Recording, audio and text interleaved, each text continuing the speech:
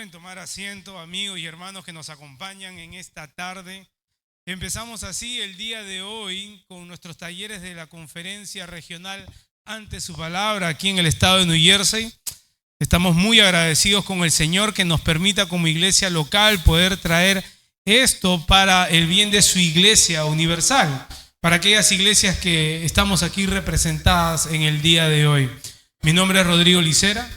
Soy pastor de la Iglesia Bautista Redentor, aquí donde nos reunimos domingo tras domingo, y estoy feliz, gozoso de que en esta oportunidad pueda presentar a mi hermano, mi amigo Greg Travis, que viene de Texas, nos acompaña con su esposa Caro, y él va a ser quien nos traiga el primer taller, así que tengan sus lapiceros, sus papelitos, apunten, que hay mucho que aprender en esta tarde. Así que mi hermano, por favor, te cedo el stand. Déjame orar por ti. Gracias. Buen Dios, te damos gracias, Padre amado, de que tú nos has reunido, Señor, para estar bajo la autoridad de tu palabra. Que sea esta palabra, que es tu revelación, Señor, para con tu pueblo, que sea la que nos transforme, nos exhorte, Señor, nos redarguye y nos edifique. En Cristo Jesús. Amén. Amén, amén. Muchas gracias. Es un privilegio y un gozo poder estar con ustedes en esta tarde. Les invito a que abran sus Biblias a Mateo 28, inicialmente versículo 19 y 20 de Mateo 28.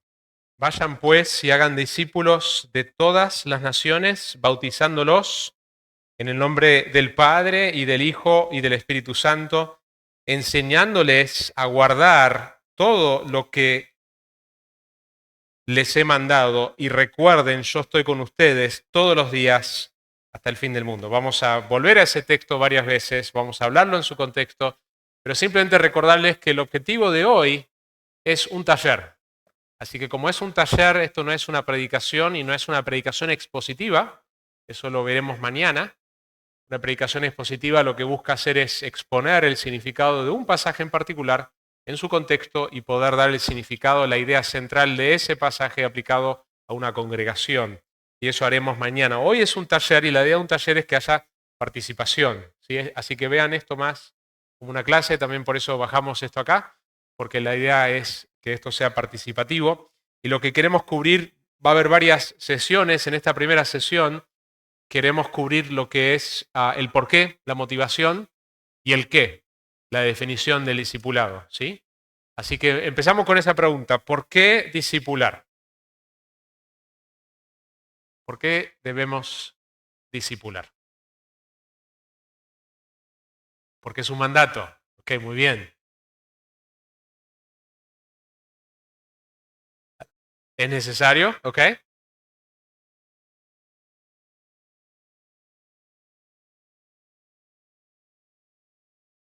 Excelente. Ok, muy bien. Muy bien. Es el medio que Dios ha usado para alcanzar a quienes Él ha determinado salvar desde antes de la fundación del mundo. ¿Qué más? ¿Por qué debemos discipular? Yo quiero darles 3 razones. Número 1, para tu gozo. Para tu gozo. La Escritura presenta nuestro gozo como un motivador legítimo para el discipulado. Entonces vamos a buscar unos pasajes.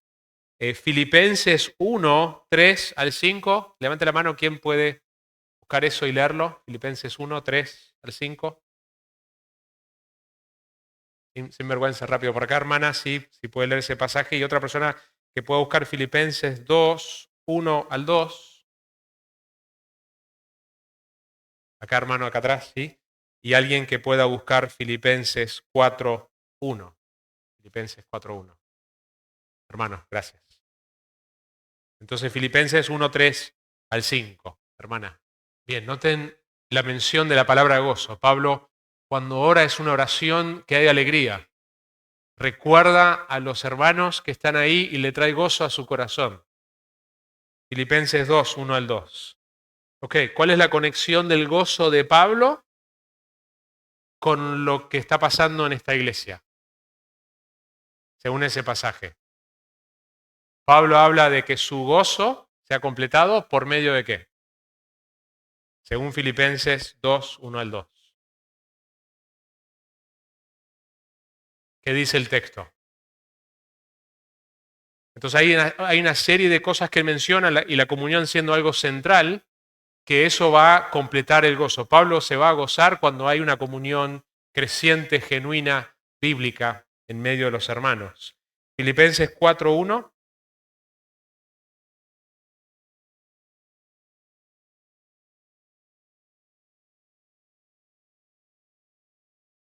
Noten cómo Pablo los describe acá. Él describe a esta iglesia que él tomó parte en formarlas, formar estos miembros como su gozo. Y Pablo va a decir, y hay muchos pasajes que podríamos mirar, les menciono dos más. Primera de Tesalonicenses 2, si quieren pueden buscarlo, yo lo leo, pero lo pueden buscar. Primera de Tesalonicenses capítulo 2, versículo 19 al 20. Pablo dice, de hecho, previo a esto, Pablo menciona la preocupación que él tiene. Él está muy preocupado, está muy cargado, porque no sabe cómo está esta iglesia. No había Facebook, no había Instagram, no había WhatsApp, no había emails, no había manera de saber si no fuera por una carta porque alguien vuelva de ese lugar. Cuando Timoteo regresa, él tenía temor que las pruebas que esta iglesia estaba pasando, que esa iglesia había sido sacudida al punto de que ya no estaban firmes en el Señor. Y literalmente le está afectando emocionalmente esto. Y cuando él tiene las buenas noticias de Timoteo, que la iglesia en medio de esas pruebas está firme, esto es lo que él dice en el capítulo 2, versículo 19 al 20, dice, porque ¿cuál es nuestra esperanza? Y acá está la palabra, o gozo, o corona, de que me gloríe. ¿No lo sois vosotros delante de nuestro Señor Jesucristo en su venida? Vosotros sois nuestra gloria y gozo. Pablo había sido parte en formar a los de Tesalónica, a los creyentes de Tesalónica, y él dice que en la segunda venida de Cristo, que el gozo sería presentar a estos miembros como parte del fruto y la obra que Dios había hecho por medio de su ministerio. Segunda de Juan 1:4 dice mucho, Juan diciendo esto, entonces Pablo y ahora Juan dice, mucho me regocijé porque he hallado a algunos de tus hijos andando en la verdad conforme al mandamiento que recibimos del Padre. Lo que traía gozo el corazón de Juan, en este caso, era ¿qué? Según ese pasaje que acabo de leer. ¿Cómo? ¿La obediencia de quién? De los discípulos, de la iglesia. Él habla de ese gozo que le iba a traer. Entonces el punto, hermanos, es que una de las razones que a veces no pensamos es que debemos discipular porque hay una motivación bíblica que es tu gozo. De hecho, como John Piper ha dicho, y él está sacando este concepto en realidad de Jonathan Edwards, que también lo saca de la Escritura, es que Dios está mayormente glorificado en nosotros cuando nosotros estamos más satisfechos en Él. Y por eso el pastor John Piper habla tanto del buscar el gozo en Dios, que nosotros debemos pelear por el gozo, debemos buscar el gozo. No es incorrecto que la motivación de discipular sea en un sentido es una especie de motivación egoísta, pero Dios quiere que una motivación sea tu gozo, tu gozo. La segunda razón de por qué discipular, para la gloria de Dios. Entonces, el gozo del creyente, el gozo verdadero y la gloria de Dios siempre van de la mano. No existe un creyente que está glorificando a Dios sin gozo. No existe eso. Nosotros, si estamos caminando con Cristo, si estamos glorificándolo a Él, tendremos un gozo genuino. Sí habrá sufrimiento, pero habrá gozo. Entonces, obviamente esto no tiene un orden en particular, simplemente son menciones de razones que vemos en la Escritura. Nosotros vivimos para la gloria de Dios, eso sería primero en prioridad, pero eso va de la mano de nuestro gozo. En Juan 15, si quieren buscar ahí conmigo, Juan 15 a partir del versículo 1.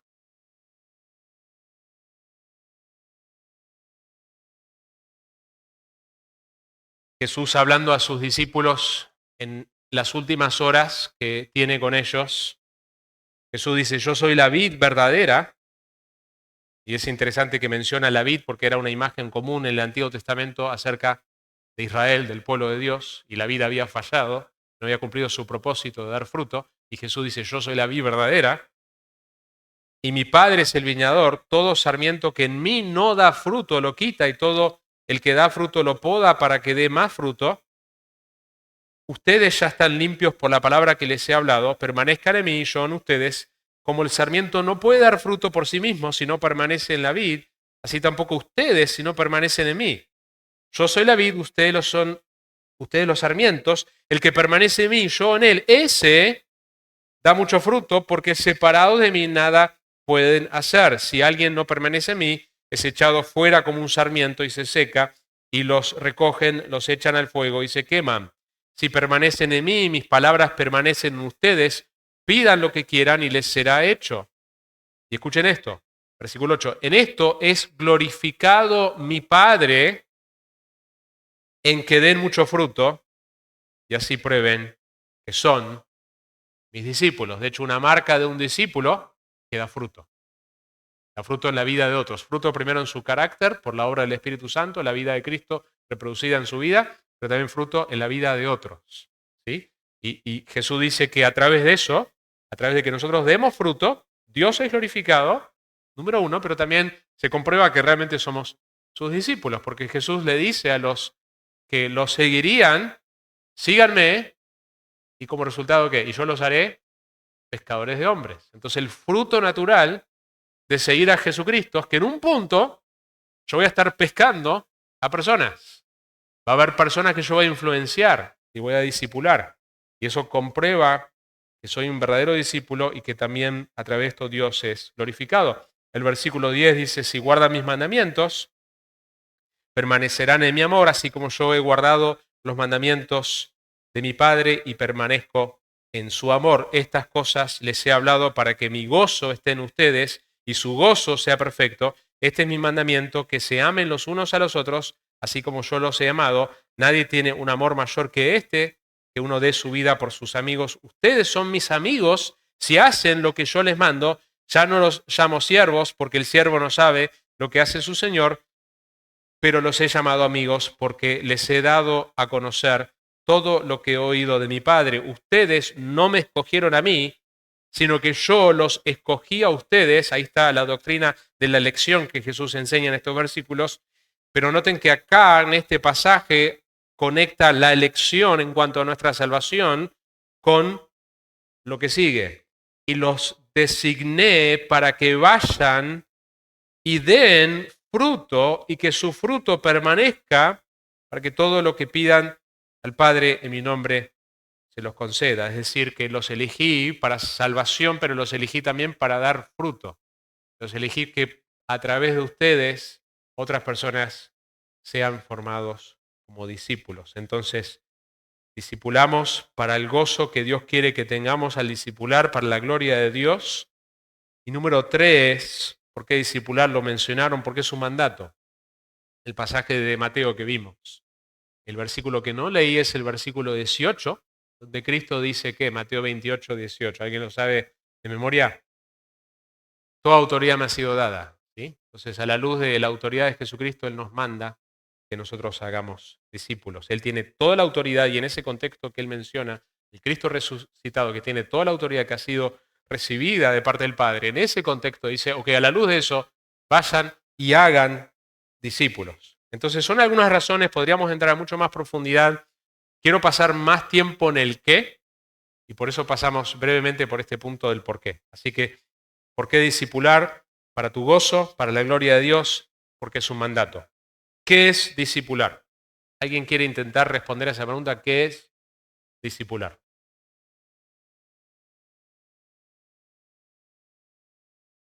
Guiar a otros, ¿ok? ¿Hacia dónde? Hacia Cristo. Muy bien. Uno puede guiar a otros en muchas cosas, ¿no? ¿Enseñando qué? La palabra de Dios. Uno puede enseñar muchas cosas, ¿no? Entonces, ¿qué piensan cuando escuchan la palabra discípulo? ¿cómo definirían la palabra discípulo? Hermana. Un estudiante, muy bien, y en el caso de las Escrituras un estudiante específicamente de Jesús y por medio de su palabra. ¿Sí? Bien. Según el resumen de la verdad bíblica, una manera de definir la obra del discipulado es, esta es una definición, la exhortación intencional de cristianos fundamentada en relaciones deliberadas de amor y entrenamiento en la palabra de Dios. Lo leo de vuelta. La exhortación intencional de cristianos fundamentada en relaciones deliberadas de amor y entrenamiento en la palabra de Dios. Y vamos a tomar los componentes de esa definición. No es mía, está sacado de un material. Es un buen resumen. Entonces, primero, el discipulado bíblico es intencional y deliberado, ¿sí? Tiene que haber una intencionalidad, no es algo que sucede pasivamente. Somos llamados a ser activos. Jesús dice, id y a ser discípulos. Es un mandato. En la idea de ese id puede manifestarse en yendo a otras culturas, a otros países, pero el id muchas veces es, en nuestro contexto local, empieza ahí. Pero la idea es que es algo activo, es algo que nosotros tenemos que iniciar. Por eso es deliberado y es intencional, tenemos que planearlo. Si no lo planeamos, no ocurre. Es intencional, es deliberado. Número 2, el discipulado bíblico es relacional. Entonces, cuando hablamos del discipulado, estamos hablando de esto con el pastor Rodrigo. Muchas veces pensamos en programas, en capacitaciones, en materiales. Todo eso tiene su lugar y su momento y pueden ser herramientas útiles, pero en la Escritura lo que vemos es que el discipulado es relacional. Si el elemento de relación no está presente, entonces no es discipulado. Y no es cualquier relación, es una relación que puede decir, como Pablo dice, imitadme a mí como yo imito a Cristo. Ahora, hermano, hermana, te hago una pregunta. ¿Tú puedes decir eso a otros? Es difícil, uno no quiere ponerse en esa situación de decir, no, yo no quiero que me imiten a mí. Bueno, pero es lo que la Escritura enseña. Pablo le está diciendo específicamente que él era un pecador como nosotros, salvo por gracia. Sí, él era el apóstol Pablo, pero él era un pecador salvo por gracia, llamado por gracia, y él le dice a los corintios, imítenme a mí como yo imito a Cristo. Entonces, obviamente, para que nosotros podamos decir eso, tenemos que estar imitando a Cristo. Nunca lo haremos perfectamente, nosotros todavía tenemos el pecado que mora en nosotros. Pero para que nosotros hagamos un discipulado genuino, tenemos que poder decir eso. Imitadme a mí como yo imito a Cristo. Y claro que ese imitar a Cristo o esa imitación para nosotros que somos pecadores va a incluir que ellos puedan ver cómo nosotros tratamos con nuestro pecado, cómo nosotros reconocemos cuando fallamos, pero que finalmente nosotros estamos caminando en ese camino de la santidad. Que todo cristiano ha sido llamado a ser santos, como Él es santo. Todo cristiano ha sido llamado, Efesios 5, versículo 1, imitar a Dios y andar en amor. Entonces el discipulado muchas veces no ocurre porque implica un compromiso muy grande. No es simplemente información, no es simplemente entrenamiento, implica que yo estoy comprometido con el Señor al punto que yo puedo decir con una conciencia libre, imitadme a mí como yo imito a Cristo. Y yo no puedo decir eso, entonces voy a tener dificultad en hacer un verdadero discipulado bíblico. Hermanos, no estamos hablando que nosotros tenemos que esperar hasta ser perfectos, porque nadie haría discípulos. Miren la vida de los discípulos en los evangelios. Eran un desastre ellos. Están discutiendo en el camino quién era el mejor. Los dos que piden estar en los mejores puestos en el cielo. Cristo le dice, ¿ustedes pueden tomar la copa que yo tomo? Podemos. La arrogancia, ¿no? Y Cristo en su bondad, su misericordia, su gracia no los reprende. Y dice, bueno, en realidad sí van a tomar esto, pero no la copa del sufrimiento. Van a sufrir ustedes, pero no me toca a mí designar. Esos lugares están reservados. Ellos no entendían nada de lo que estaban pidiendo y diciendo. Y cuando Cristo les habla sobre qué están discutiendo en el camino, se avergonzaron porque estaban por tercera vez, esto pasa 3 veces, hablando de quién era el mejor. Entonces, el punto es que Cristo los fue formando. Pedro no sería la misma persona que era a lo que sería después. Pedro jamás se olvidaría de las 3 veces que negó a Cristo.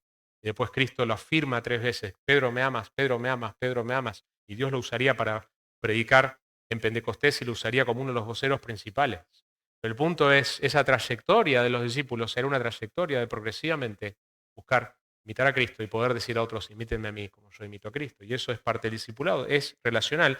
Y el componente relacional está conectado no solamente que nosotros tengamos una relación con la persona que queremos discipular, sino con nuestro Señor Jesucristo, sino que vamos a ofrecerle a la persona. Nosotros no tenemos nada para ofrecer de nosotros mismos, pero sí somos llamados a encarnar el Evangelio en nuestras vidas de tal manera que podemos decirle a otra persona en nuestra enseñanza, imitadme a mí como yo imito a Cristo.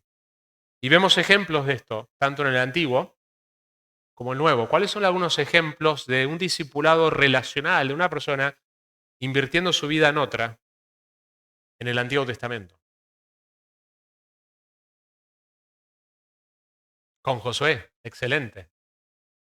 Y Elías con Eliseo serían los ejemplos más claros en la Escritura, ¿no es cierto? Y en el Nuevo Testamento, ejemplos que vemos. Pablo con Timoteo, ¿sí? Y con otros también.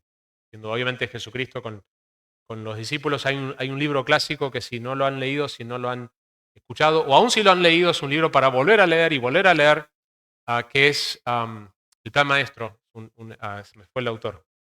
Alguien que me ayude, que lo conoce. Se los debo, se los voy a buscar. Se me borró el nombre del autor. Es un libro clásico, que no estoy pudiendo pensar en este momento en el título.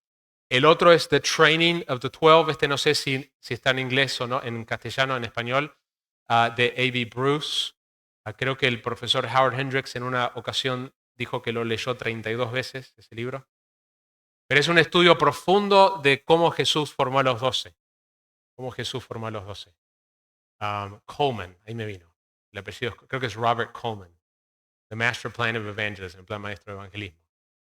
El libro tiene el título de evangelismo, pero es más del discipulado. Es cómo Jesús, cuál era el plan de Cristo alcanzar el mundo. Y el plan para Cristo para alcanzar el mundo era formar a los hombres. ¿Sí? Entonces, el tema relacional es un tema, Robert Coleman, The Master Plan of Evangelism, el plan maestro de evangelismo. Es un libro clásico sobre el discipulado, sobre cómo Jesús formó a los 12. Pero lo que es clave acá es el elemento de relación, la cercanía. Entonces, cuando hablamos del qué, estamos hablando de que es algo intencional, es algo deliberado, es algo relacional. Tercero, el discipulado bíblico es amar. Y eso es algo que no puede ocurrir meramente en una clase. Sin duda que un maestro puede estar enseñando con la motivación de amar a su congregación o al grupo que está enseñando, o alguien que está discipulando un grupo de personas, o alguien que está enseñando una clase. Su motivación, o una de las motivaciones, debería ser la gloria de Dios y el amor que Él tiene a las personas, porque el amor es básicamente buscar el mayor bien de otro, y la enseñanza de la palabra de Dios es una de las maneras en que uno está buscando el mejor bien de la otra persona. Entonces, sin duda que eso es parte, pero no es el todo. Nosotros no podemos amar completamente, meramente, enseñando un curso, enseñando una clase. Tiene que haber cercanía, tiene que haber momentos, oportunidades para perdonar, para corregir, para demostrar afecto, para amar. Así que el discipulado bíblico es amar, no es algo frío, no es meramente pragmático, sino es la esencia misma de cómo Dios nos ha llamado a amarnos unos a otros. Estamos llamados a entregar nuestra vida de manera deliberada para el bien espiritual de los demás, así como Cristo entregó su vida para el bien eterno nuestro. 1 Juan 3:16 dice, en esto hemos conocido el amor, en que Él puso su vida por nosotros, también nosotros debemos poner nuestras vidas por los hermanos. Por eso el discipulado es a veces tan escaso, el discipulado bíblico genuino, porque implica no simplemente enseñar un curso, no simplemente un programa, implica que yo esté comprometido con el Señor, implica una dedicación, un sacrificio a otros, implica intencionalidad, implica una relación. Tenemos que estar convencidos que esto es algo importante. La cuarta cosa es que el discipulado bíblico implica entrenamiento en la palabra de Dios. No puede haber discipulado bíblico sin entrenamiento en la palabra de Dios. Y de hecho 2 Timoteo 3, 16, cuando habla del poder de la Escritura, que Pablo le está recordando a Timoteo, con quien él ya ha pasado muchos años, y le dice que toda Escritura es inspirada por Dios y es útil, y va a mencionar 4 cosas. 2 tienen que ver con creencias y 2 tienen que ver con conducta, positivo y negativamente, corregir las conductas equivocadas y enseñar las conductas correctas, y corregir las creencias equivocadas y enseñar las creencias correctas. Ese es el discipulado en esencia. Y termina el versículo 17 diciendo: de manera que el hombre de Dios esté equipado para toda buena obra. Es la palabra de Dios que nos equipa para las buenas obras. Efesios 2:10 dice que Dios ha preparado de antemano que nosotros anduviéramos en ellas. Entonces tiene que haber, y ahí es donde sí es importante, podemos usar un material, un curso, una herramienta que ya está a veces armado y listo, que es bíblico, que está centrado en las Escrituras. Eso tiene su lugar, las buenas herramientas, los buenos libros, o simplemente vamos a estudiar juntos el Evangelio de Juan, pero lo que tiene que estar en el centro del discipulado es abrir las Escrituras y enseñarlas. Eso es clave. Y la enseñanza no es simplemente una enseñanza como un profesor que está enseñando química. No es simplemente transmitir contenido. No, mis hermanos, la definición más concisa que yo he encontrado para explicar qué es el discipulado es una definición de 3 palabras. Enseñar a obedecer. Está en la Gran Comisión. ¿Sí? Entonces, si es enseñar, tiene que ser las Escrituras. Sin las Escrituras no hay discipulado, pero no alcanza simplemente dar información. Nosotros podemos conseguir un montón de información en Internet. Ellos también lo pueden buscar en Internet y con herramientas como ChatGPT pueden encontrar cosas bien armadas. Pero eso no es discipulado. El discipulado es enseñar a obedecer, y quien enseña a obedecer es alguien que está obedeciendo. Yo no puedo enseñar a obedecer algo que yo no estoy obedeciendo. Esdras 7:10 dice que Esdras, ¿qué hacía? ¿Alguien conoce ese texto de memoria? ¿Qué era lo que Esdras se había comprometido a hacer? ¿Dio la ley? Sí, y ese es el orden, ¿sí? Él se comprometió, dice que le había propuesto en su corazón, estudió la palabra de Dios, estudió la ley, con el objetivo de obedecerla, para entonces enseñarlo. Entonces nosotros vamos a ser fructíferos, nunca vamos a obedecer perfectamente, nosotros vamos a luchar con nuestro pecado todos los días, todas las semanas. No estamos hablando de esperar hasta que no tengamos más lucha con el pecado, porque si no, nunca haríamos discípulos. Pero estamos hablando de que nosotros tenemos una intencionalidad de estudiar la palabra de Dios con el objetivo de obedecer, y que cuando yo fallo en obedecer, confieso rápidamente mi pecado, tomo en serio mi pecado, para entonces yo poder enseñar a otros. Lo que me capacita para poder enseñar a otros es eso. No es el seminario, no es la información que yo puedo obtener, no es el mejor curso, el mejor libro. Todo eso tiene su lugar, pero la clave en el discipulado es que hombres que están obedeciendo a eso están enseñando a otros que también lo van a obedecer. Mujeres que están estudiando, lo están estudiando para poder obedecer, para entonces enseñar eso a otros. Y yo creo que hoy más que nunca esto es necesario. Porque estamos en la era de la información, que cualquiera puede obtener cualquier información rápido, expresado de una mejor manera que nosotros lo podríamos expresar. Pero el discipulado no es meramente transmitir información, tiene que estar en el centro la palabra de Dios, pero nosotros somos conductos. Pablo dice que él se complació en impartir no solamente la palabra de Dios, sino que su vida. ¿Sí? Nos complacimos no solamente en impartir la palabra de Dios, sino en nuestras propias vidas. Mañana hablaremos un poco más en el sermón que me toca a mí sobre esta pasión que Pablo tenía de discipular. Así que se puede ver el discipulado bíblico como una tubería. El propósito de una tubería es mover el líquido en una dirección, asegurarse de que va desde la fuente hasta el destino. El discipulado bíblico se parece mucho a lo que es una tubería. Los cristianos que se fundamentan en la verdad de Dios se encuentran en la posición de hacerles un bien a los demás cuando somos conductos de esa verdad. Cuando hablamos del discipulado estamos diciendo que es un proceso más que un programa. Ahora, algo que es muy importante recalcar es, y el pastor nos va a hablar más adelante Rodrigo nos va a hablar más adelante sobre lo que es el cómo, pero quiero mencionar algunas cosas sobre el contexto. El discipulado bíblico siempre ocurre en el contexto de la iglesia local. La iglesia local es el lugar donde se hacen discípulos.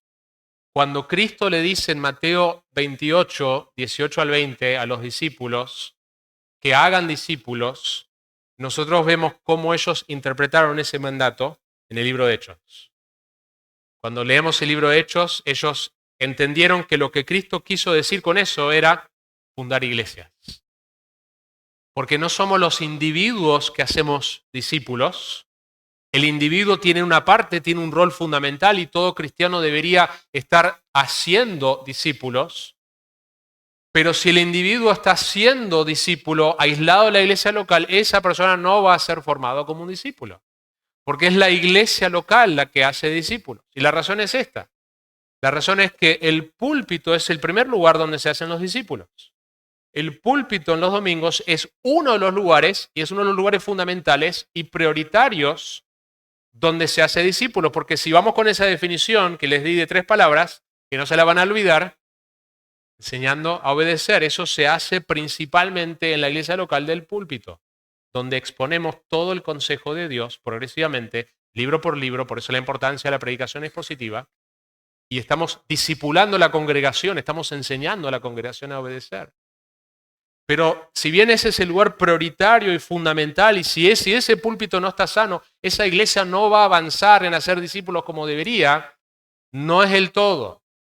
Porque nosotros dijimos que el discipulado ocurre en el contexto de las relaciones, en el contexto que entonces el domingo se habló de cómo yo uso mi lengua y yo estoy en una amistad con esta hermana y voy conociendo cosas de su vida y podemos hablar más detalladamente de estas luchas que ella está teniendo de cómo ella usa su lengua.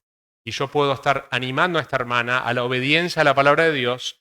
Juntas escuchamos el mismo mensaje y podemos hablar acerca del detalle de cómo vivir eso en la práctica. Entonces el discipulado ocurre en el contexto de la iglesia local. Una clase como esta, una escuela dominical de adultos, también es una herramienta para dar discipulado. Nuevamente estamos abriendo las Escrituras con el objetivo no simplemente de sentirnos más inteligentes. Cuando yo estaba en el seminario, uno de los profesores dijo, no estamos acá para meramente producir pecadores más inteligentes. Ese no es el objetivo. Y no es el objetivo de las conferencias ante su palabra, los talleres, simplemente decir, wow, cuánto conocimiento interesante. No, el objetivo de la palabra de Dios es conformarnos a la imagen de Jesucristo, no es satisfacer nuestra curiosidad intelectual. Entonces, hermanos, nosotros tenemos que entender que cada vez que nosotros abrimos las Escrituras, nunca podemos separar eso de un llamado a la obediencia a la palabra de Dios. Siempre tiene que haber eso, porque eso es discipular. Entonces, una clase puede ser un contexto de discipulado también.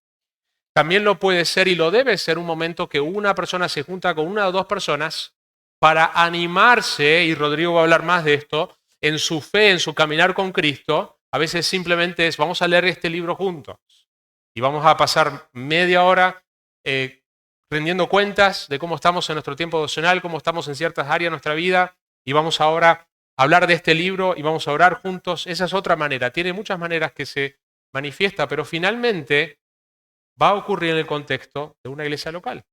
Porque esa persona, si la estamos buscando ayudar a que siga a Jesucristo, seguir a Jesucristo nunca ocurre separado de su novia, nunca ocurre separado de estar bajo la autoridad de pastores, nunca ocurre separado de la membresía y nunca ocurre de que yo entonces viva mi vida cristiana en este desafío que yo tengo con este hermano, con esta hermana que me ha lastimado. Mi vida cristiana se va a manifestar ahí también. Así que todo eso es parte del discipulado. En esencia, el discipulado es más que todo cualquier cosa que hacemos de manera intencional para ayudar a otros cristianos a crecer en santidad. Lo digo una vez más. Es cualquier cosa que nosotros hacemos de manera intencional para ayudar a otros cristianos a crecer en santidad. Desde el púlpito, en una clase, en un café 1 a 1, en un grupo pequeño. Todos esos son contextos donde nosotros buscamos ayudar a las personas a obedecer las Escrituras, donde buscamos que ellos nos imiten a nosotros. Finalmente estamos buscando que imiten a Cristo, pero lo que estamos buscando es encarnar imperfectamente lo que es la vida cristiana, que eso es lo que Dios nos ha pedido, ser ejemplos para otros. Así que, hermanos, el discipulado es intencional y deliberado, es relacional, es amoroso e implica entrenamiento en la palabra de Dios. ¿Preguntas, comentarios antes de cerrar esta primera sesión? Recuerden, este es un taller, así que siéntanse en libertad de poder hacer preguntas. Sin vergüenza. Sí, hermana. Sí, entonces creo que hay definitivamente hay momentos para charlas uno a uno con alguien, donde hay ciertos temas que la persona se siente en más libertad de poder hablar con alguien y por la confianza que tiene, por la persona está buscando ser un ejemplo. Entonces, definitivamente, el discipulado puede incluir eso, un momento uno a uno. La clave es que nosotros no podemos solamente hacer eso, porque nosotros no podemos observar realmente cómo es la persona si la observamos en el uno a uno. Y me acuerdo lo que alguien dijo una vez, no hay un solo ejemplo en todo el Nuevo Testamento de Jesús o de Pablo discipulando uno a uno, nunca. Cuando Jesús lo confronta a Pedro, están los discípulos escuchando todo. Cuando Pablo, y no es que no hubo momentos uno a uno, simplemente la Escritura no registra específicamente, deliberadamente, eso, de que están uno a uno. Porque cuando Pablo está entrenando a Timoteo, él recuerda en 2 Timoteo 2 lo que yo te dije, ¿qué le dice? En presencia de muchos testigos. Entonces el discipulado siempre es en el contexto de otros, pero eso no significa que no hay momentos para estar en conversaciones uno a uno, pero lo que sí significa es que yo voy a conocer mejor a alguien observando a esa persona en distintos contextos, y especialmente uno de los llamados principales de todo cristiano es amar a Dios y amar a su prójimo, y el llamado del miembro es crecer en amor hacia su iglesia local y hacia el resto de los miembros. Por esto todos sabrán que son mis discípulos si se aman los unos a los otros. Yo le puedo dar el mejor conocimiento, el mejor entrenamiento a alguien, pero si eso no se ve manifiesto en cómo ama el cuerpo, entonces esa persona realmente no está creciendo como discípulo.